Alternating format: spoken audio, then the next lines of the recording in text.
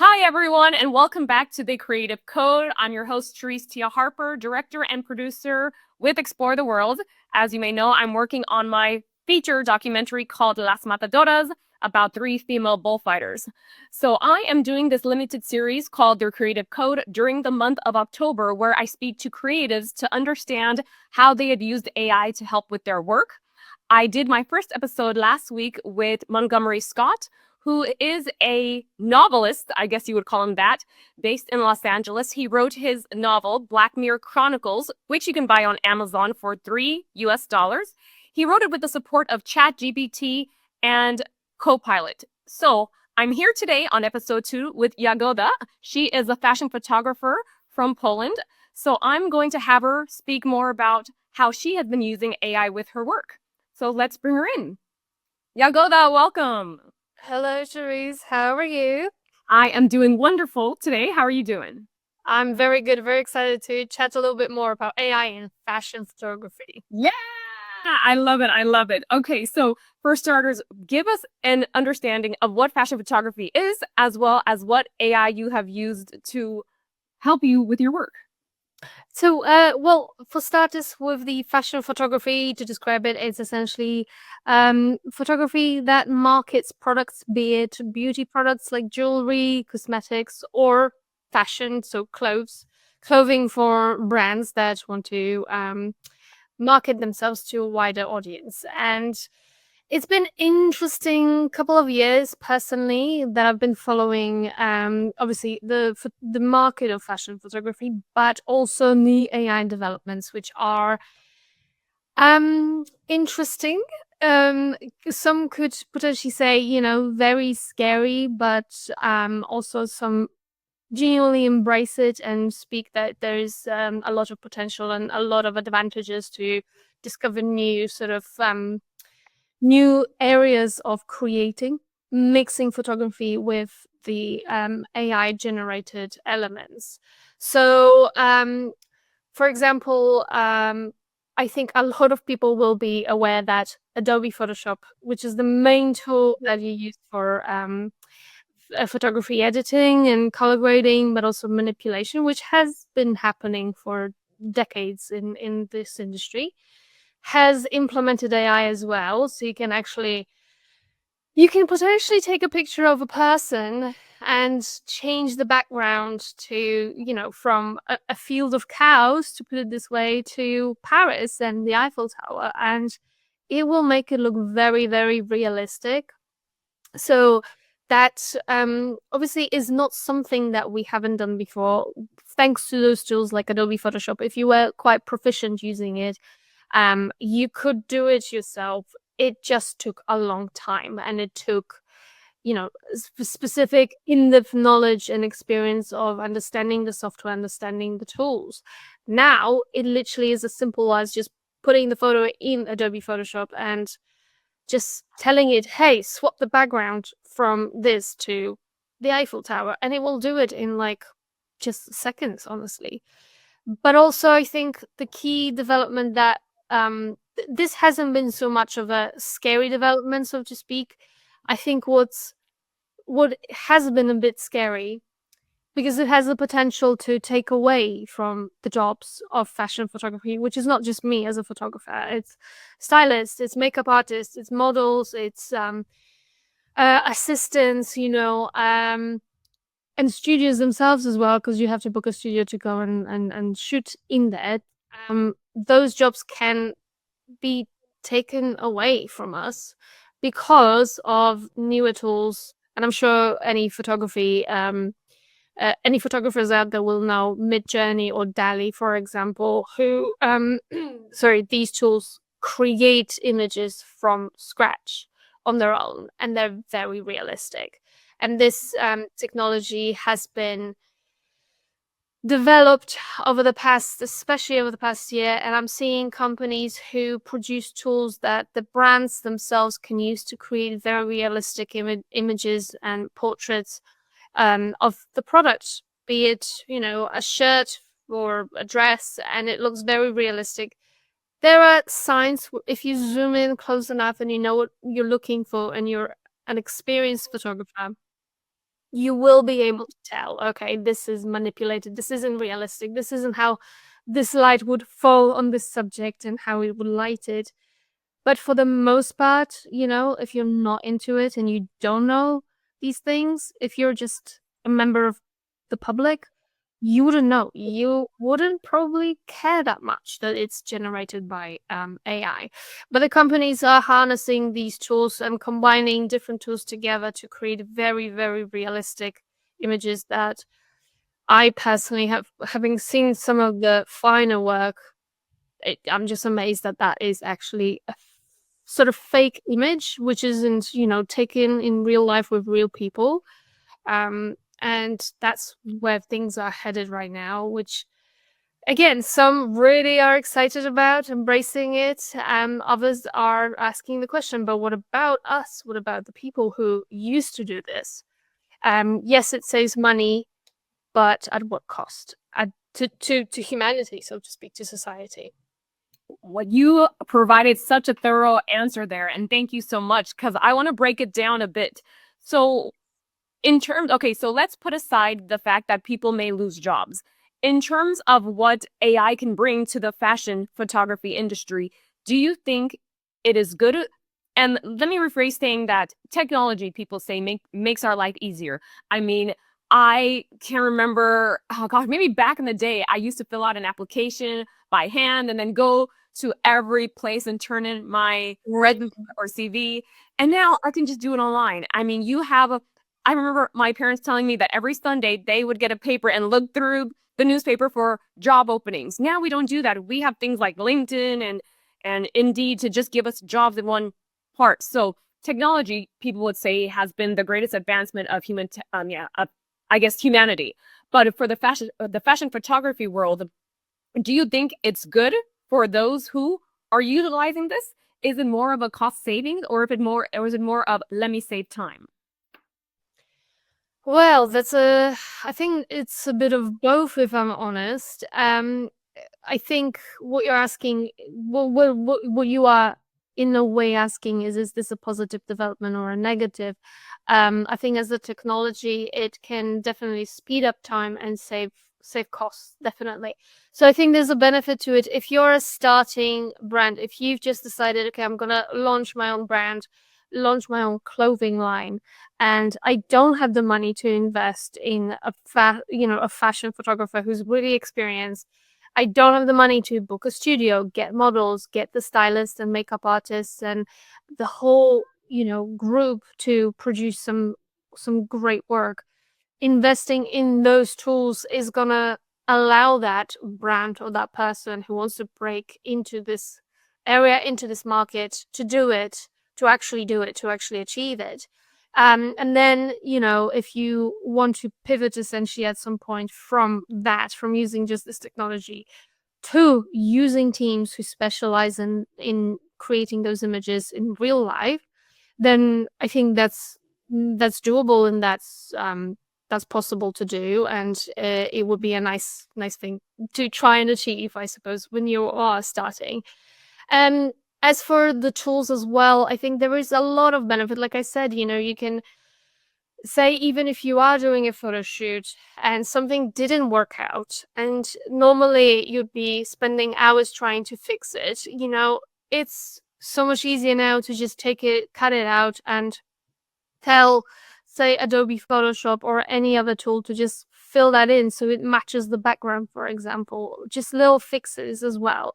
And you don't have to spend, hours and hours in front of a laptop trying to achieve that. So there is benefits of that. And also, I forgot to mention this in on the first answer, the creative the creative possibilities that this provides. I mean, I've experimented with this in a way that I would take the real photos of real people that I've taken in a studio, and I would play around with substituting the background, for example, for something unusual, maybe abstract, maybe creative, to enhance the image, to give it a different look or meaning.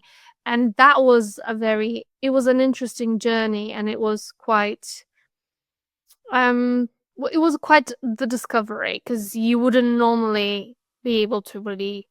I mean, I guess if you push hard enough, you will be able to achieve similar effects in real life, but it means building a set, spending money on that set, having, specific vision and specific talented people who do that kind of thing. So being able to use AI, especially Adobe Photoshop and Midjourney, to create truly unique things that I wouldn't necessarily be able to achieve in a studio has been very interesting. And I think there is potential to really explore that, where we mix the work of real people in the studio with real models and this imaginative, creative world of something abstract almost. And people are doing that. People are experimenting. There's even video adverts made like that, which again just give it a totally different meaning. So there's lots of different opportunities here. It's not all doom and gloom, so to speak. But I think you have to just have a good genuine idea to try and merge these two, to try and explore it in a sustainable way that doesn't take away from the real work of real people. But that's potentially wishful thinking. That's where I would like it to see it go, but we'll see. Yeah. And what you're saying makes complete sense. I mean, it's one of those things, how they say, if you can't beat them, join them, which I feel you ended up doing. So tell us more about your journey with AI. When did you decide to start incorporating it, or if you did, within your fashion photography? So, the first time where I braved, because well, initially I was like, oh no, I'm not gonna subscribe to that. It's unethical. It steals from the work of everybody else. It costs very little, but it takes a lot of energy, a lot of electricity. So this isn't for me. No, I shall not. But then I was like, well, it is true. It's like you just said, if you can't beat them, join them. And I remember it was 2023, I believe. Midjourney. I signed up for a month. I actually paid because you don't have to necessarily pay, but you have to wait in the queue to get your image generated, and it takes time, and you can't really work as fast as possible unless you pay. So I did, and well, it was very interesting because the results were far from realistic. Um, Maybe not far, but they were just suspended Coca-Cola bottles in the air, and four legs, and two hands, some weird, bizarre things. There was no sort of continuity within the things that were being presented in the image. So I was like, oh well, I'm safe. My job is not gonna be taken away. But fast forward a year later, I did the same experiment, and what I found was a lot more impressive. Still felt like it wasn't a real image to me, but maybe that could be down to the fact that I wasn't as not so much comfortable, but confident using these tools, because you need to know how to prompt the system, Right. which turns out there's an art and a skill to that. Yeah. Um and but I still found it's made a huge progress. Actually, but my bad. I actually first time I started experimenting with it was 2024, and this year I did another experiment in the spring, and that's where I saw those results. And I challenged myself to try and create something just with Midjourney at least once a week. Or also use Adobe Photoshop because it has I believe it's Firefly. I actually forgot I was using it not long ago. I forgot the name of the show. But you can use the Firefly, which is the AI sort of generator within Photoshop, to create again those unique backgrounds or elements. And that's where I discovered, okay, this has potential to bring out something truly unique and imaginative. It doesn't have to be taking away from the creativity of humans. It can add to it. Again, as I've just mentioned with Midjourney, I still felt like it wasn't super realistic, but I feel like that's to achieve that you need to use different tools combined with, say, Midjourney, and you have to work at it a little bit more. So based on my research, it's not as easy, simple, and cheap as it sounds just yet to get it really realistic.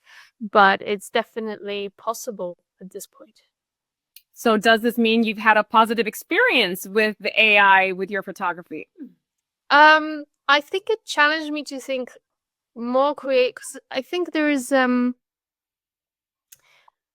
you go to a studio and you have an idea what you want to achieve, when you get a great team and they pull everything together and that creates the image for you, all you have to do as a photographer at that point is just seize that moment, capture it with composition and light in an interesting way.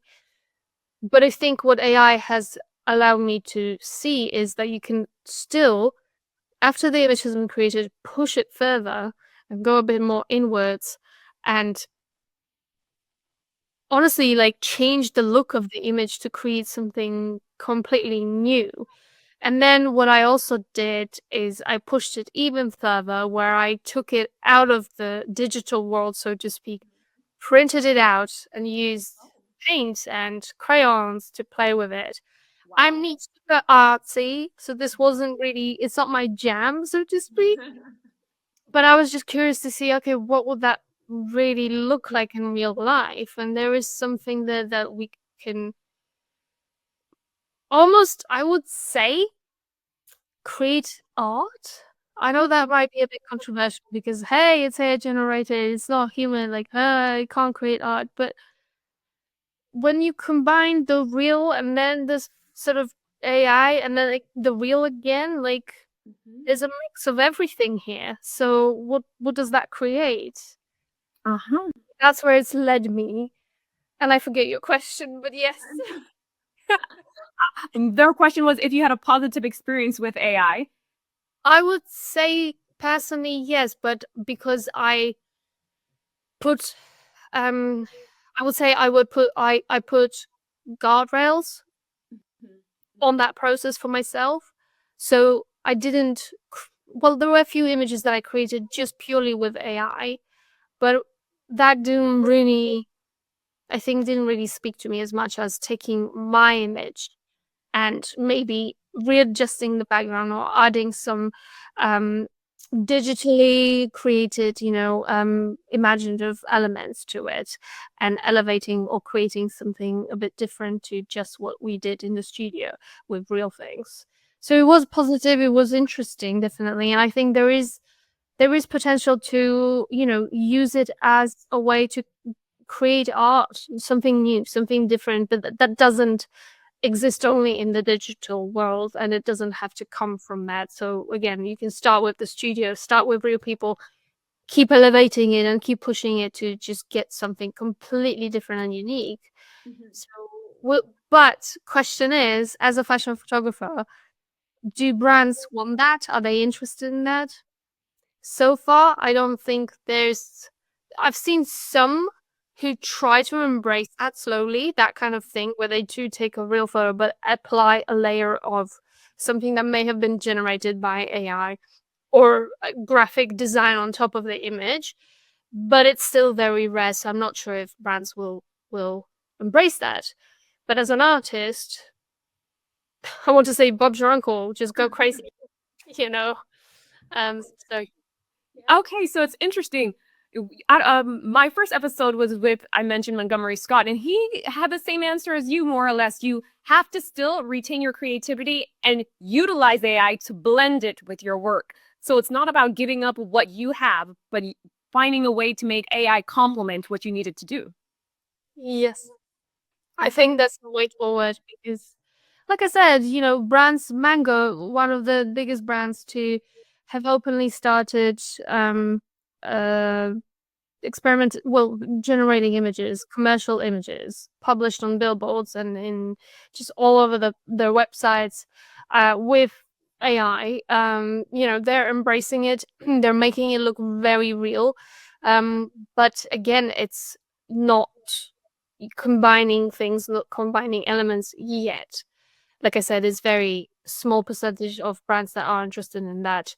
will that change? We'll see what happens if we get tired of the AI slop or not. If we'll want the real thing, if that, I think it will come back. It will definitely come back. I agree. I agree. I think with everything, it's a trend and everybody wants to get their hands on it and be the first one to do it and highlight how much skills they have of utilizing AI. But I think at the end of the day, that people will come back to what is real. But that's the question. Will it take a year? Will it take 10? Will it take 20?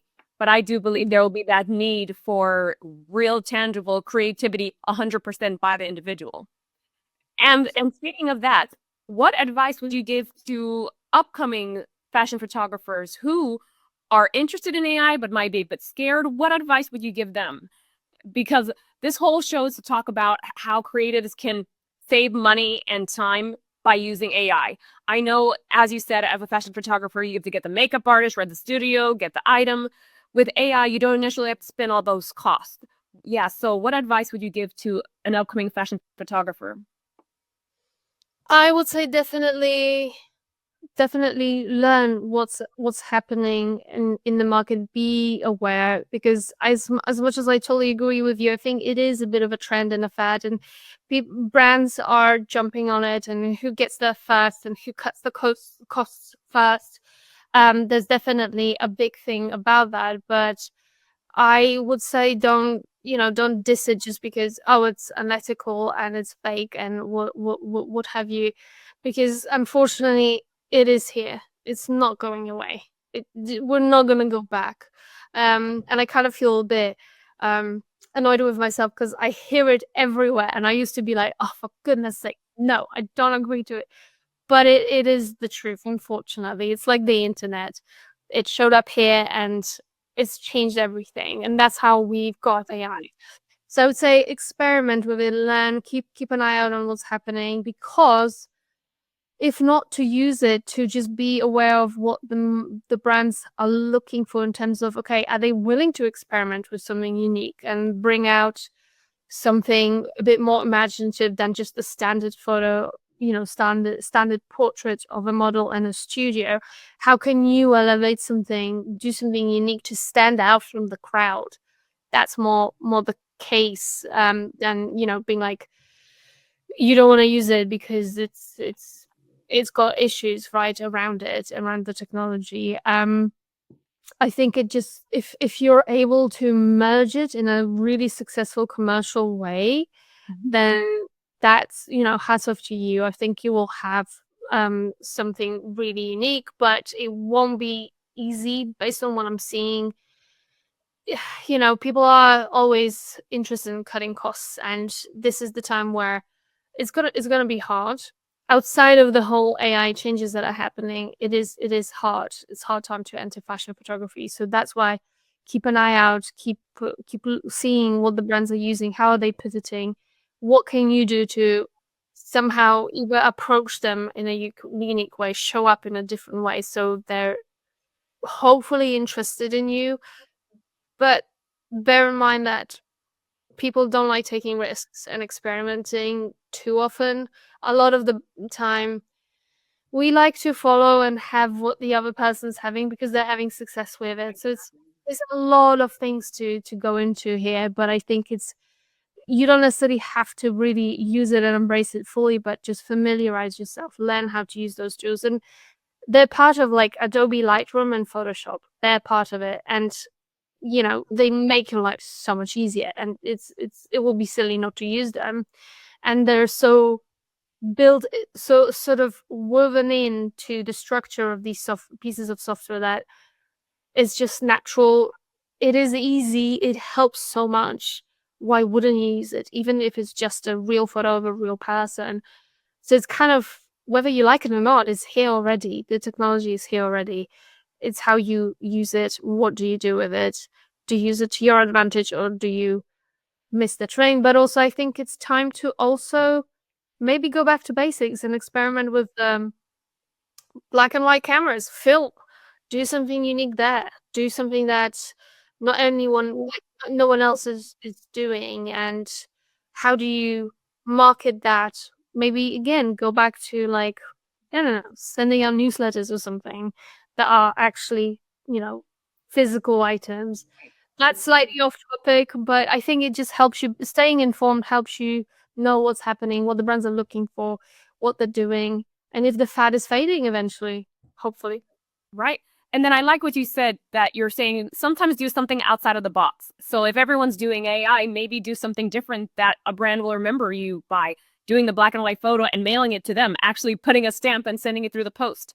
So that could be an option. But really quickly before we end here, I know that you're also on a journey with using AI for automation. Now, explain this for us idiots out there. and yeah, so explain that to us and how people may be able to use it in their life as a creative. Yes, so this has been a new development because again, you can't beat them, join them.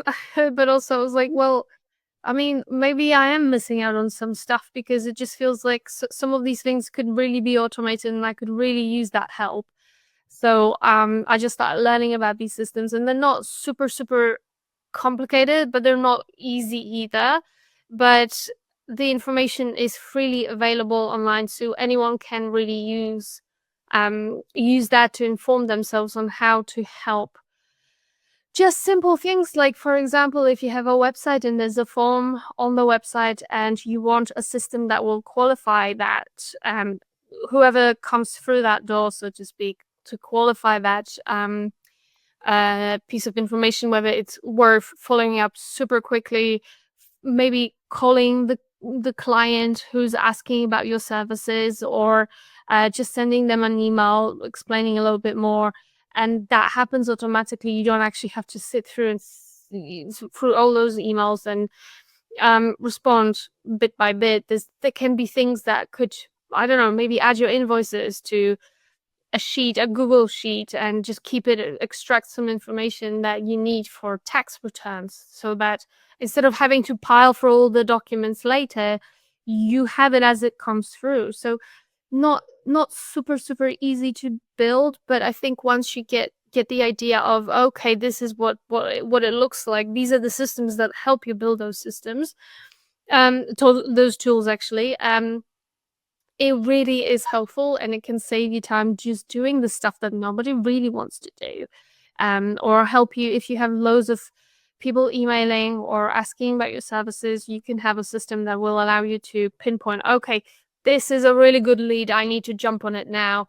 This one I can do a bit later. So um, it works, and I've been actually truly mind blown by what you can build really yourself, or you can hire obviously other people to do it, but what these tools can accomplish and how much they can make things easier, it's truly mind blowing and truly helpful. Like, if you give it a chance, you'd be surprised. So I wouldn't shy away from just looking at it even, or like I said, getting someone to help you do it. Okay, no, I love how that sounds because again, as a creative who isn't backed by a big studio, you always are trying to look for ways to save time and save money. So here's a question: which AI are you using to help you with this automation? Because I'm just learning, I'm not too confident in building the systems for myself just yet. This is the phase where I'm learning how to do it, what tools are there to help me create those things. So now that I'm starting to gather this knowledge and gather the experience of using so many different software pieces, because there's plenty, um, now I'm like, okay, there's this potential to create something like that to help me automate, if I'm doing the notes during a meeting and then I have to send it out to everybody, for example, right? So it's like, oh, okay, so I can use that. That isn't a possibility. But also it depends on what is it that your business needs in the time, or what it focuses on. So what kind of tool would be beneficial to you?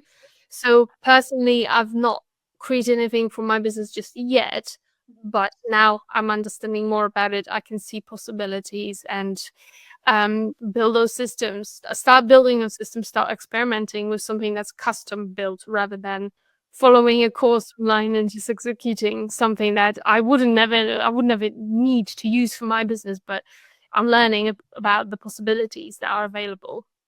That makes complete sense. And then in doing the research, are there certain AIs that you're looking at, for example, Claude or Copilot? Is there one specifically that you've been talking to gain more information? I mean, that's more like learning from, um, well, YouTube, watching loads of videos on YouTube, but also, I've recently also I learned how to use, for example, Make, which is the system that allows you to build specific tools that automate specific tasks. And it's a chain sort of reaction where you have a trigger, that phone coming through your website, to then follow up, assess what's the lead asking for, and then sending an appropriate email, and then maybe sending me a text message or a Slack message saying, hey, this has just come through. It's worth looking at it right now. Similar to Make, there's N8N and Zapier. So I'm starting to go through different things and learn how to use them based off their own learning academies and online courses, which they have for free. And also, yeah, using tools like Perplexity and ChatGPT. Those are my favorites. Uh, but just there's just so many. I'm not gonna go into it, but just these are the main ones that I'm like, okay, that's where the magic happens. So yeah. Okay, so various programs that already utilize the artificial intelligence. You're trying to get, okay, wow. See, there's so many things out there that I don't know. And I'm so glad that you're here to talk about this because I think our conversations will give people that light bulb. Ah, why didn't I think of that? And this is what the show's about.